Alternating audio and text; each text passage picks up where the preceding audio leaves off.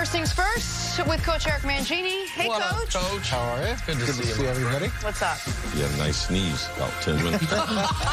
I washed my hands since then. It's just a sneeze. I'm allergic to Jenna's perfume. First of all, none of that is true except the gross sneeze. That's all we got.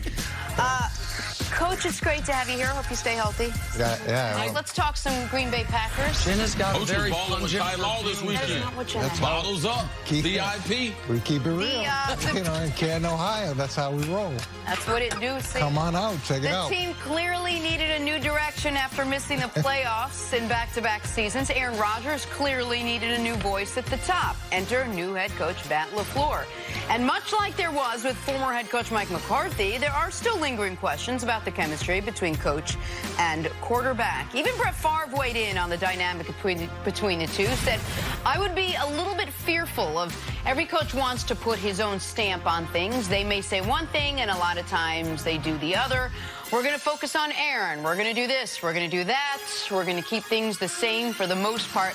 But then that's not necessarily true. I don't know if you want to necessarily change much when it's been working, and Aaron's been working.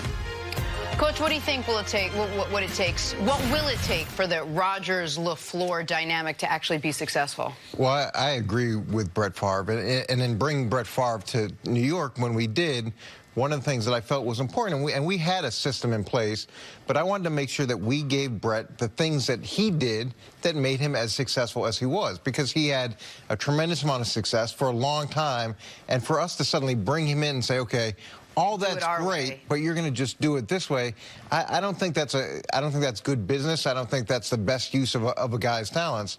Now, that being said, there is an element of these are other things that we want to do, and we feel is important, and there's got to be some give and take. And I felt that Brett did a good job with that.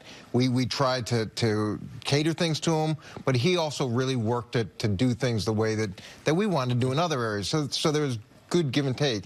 Now, where I'm curious or concerned about this relationship is the comments about working against other teams that just came out. And where he says, you know, Aaron says, I don't want to work with another team for the next 14 years or 17 years or however long it was. He said 14 years. He said if he doesn't have another joint practice for the next 14 years, it'll be fine. Yeah, and LaFleur and that Rams system, they really love practicing with other teams because they don't play anybody in the preseason. So that's the way that they get the starters their preseason work in a controlled environment, and there's a rationale behind it, and you can get some really good things from it. No doubt. So there's no need to come out and say, look, if you don't like it, okay, that's fine. But then he follows it up with, well, this guy got blown up and that guy got blown up, and I'm sure the NFLPA is going to take a look at the way that we did this drill. And that, to me, is now we're going to another place. Now you're stirring things up that it's just unnecessary, and that could all be addressed in-house. And listen, Aaron Rodgers is probably going to talk a little more about a little more diversity of things than you would like and then a lot of people would like, because that's who Aaron's been. And I think that is potentially a separate issue than the one about he and his relationship with Matt LaFleur and Matt LaFleur's play calling and how much Matt LaFleur is going to bend his system and how much Aaron Rodgers is going to bend what he's done for 14 years or for 11 years as a starter that's made him as successful as he's been.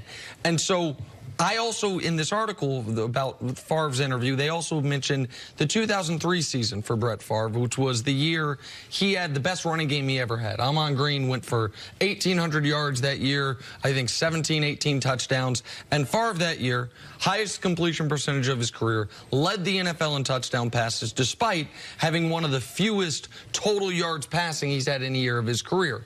And that, to me, is as instructive of anything in the interview, which is, how can Matt LaFleur help Aaron Rodgers? Well, with the Titans, they ran the ball nearly 50% of the time. Last year, the Packers ran at 32%, the lowest in the NFL.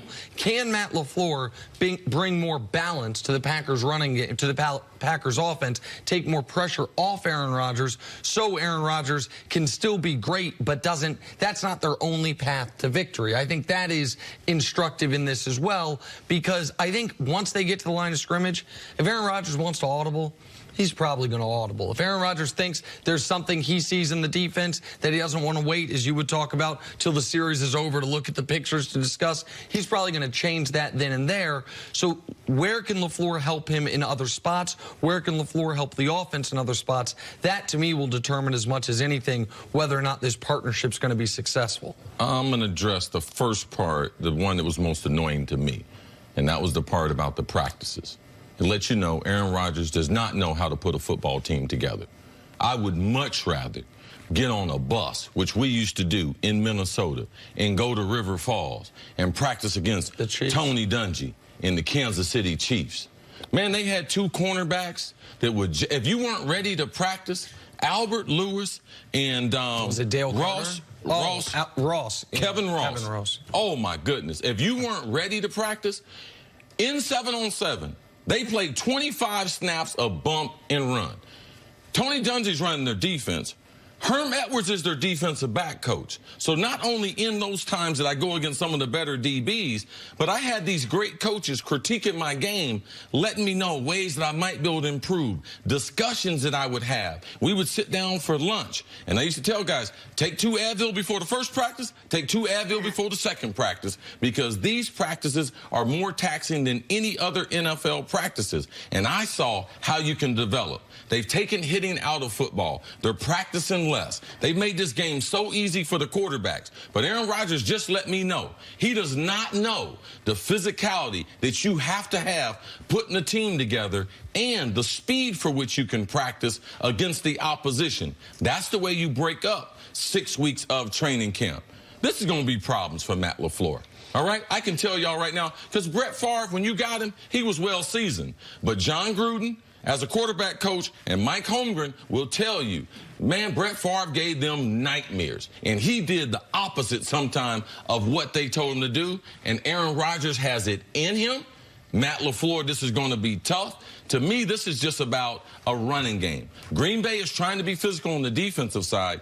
Can they be physical on the offensive side? Last year, it was impossible. Only 4 games, they rushed the ball for 25 more attempts. Only the Atlanta Falcons were worse than them. So if Matt LaFleur is going to help Aaron Rodgers will let him dictate what they're going to run, give Aaron some flexibility inside the offense, but just because you have a golden arm doesn't make you the voice of the franchise and how we're going to put this franchise together. The preseason hasn't even started yet, and we're already discussing issues that could potentially be there between these two. And don't forget, Matt LaFleur is only, what, 2-3 years older than Aaron Rodgers, and Aaron Rodgers has this resume of so much work underneath him. How much is this going to be about Matt LaFleur legitimizing himself as a head coach within that organization and to Aaron Rodgers? That's a big part of this. And what I learned in the NFL as a young coach, and I was a DB coach at 28 and a coordinator not too far after that, is that guys will listen to you as long as you're showing that you can help them be successful. It doesn't matter whether you're old, whether you're young, what you look like, where you come from. If you can show the players that you can give them information and help to make them become better, then they will listen to everything you have to say, and they'll be fantastic. But if you don't show that technical competency, it's going to be really hard. And players are inherently cynical of coaches and new ideas, and they want to see, okay, how is this getting me better? How is this getting us better? But you got to give everybody a chance. This is an arranged marriage, and I get that, but it's a marriage. They are married at least for 1 year, you know, probably at least 2 years, I would imagine. I think Rodgers would hope for the rest of his career. It's in Rodgers' interest for them not to make a coaching change the rest of his career. But judging by what he's saying, I don't think so. He's not hoping for that. But hold on. When you say judging by what he's saying, the joint practices isn't an attack on the coach. Like, that's when you say we're already talking about it because we talk about everything. But the coach went and said the practices were great. It's great preparation to get ready for the season. Then you got your star quarterback saying, miss me with it. Miss me. I've been here 14 years, and if I don't have to ever come back to one of these, so it is. There is a conflict. And when you start saying, well, I'm sure the NFLPA is going to want to look into this, I mean, you're inviting scrutiny, essentially saying, These things weren't run the right way. Yeah, they had put us one at a player going against the Packer that took a couple cheap shots on him, and the coaches threw him out of practices. It was held the right way. It's not the first guy to get thrown out of a practice. All right, Coach, stick around. Take a break coming up. Tom Brady's selling his house in Boston. You got $40 million? Do you want to just... He does, but he's you don't want to holding buy it a for house something with different. Not on me. Is this a sign he's preparing to leave the Pats? We'll discuss that next on First Things First.